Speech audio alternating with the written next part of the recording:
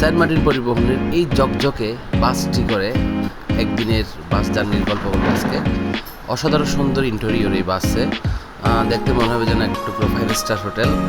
আর উপরে হচ্ছে স্লিপার, নিচে বিজনেস ক্লাস সিট। মোটামুটি নিচের সিটগুলো কমফোর্টেবল, বাট বলবো হাই, মানে যারা একটু লম্বা অথচ তারা একটু কম কমফোর্ট করবে। বাসের দুর্দান্ত টান, আমি আসলে আশ্চর্য হয়ে গেছি যে অশোক লিল্যান্ডের বাসের এত দুর্দান্ত গতি, এবং বাসের ড্রাইভারের স্কিল ছিল অসাধারণ। একদম স্মুথ ড্রাইভিং ছিল, বাউলি ছিল অনেকগুলো। আসলে অনেক কমফোর্টেবলি আমরা জার্নিটা শেষ করতে পেরেছি।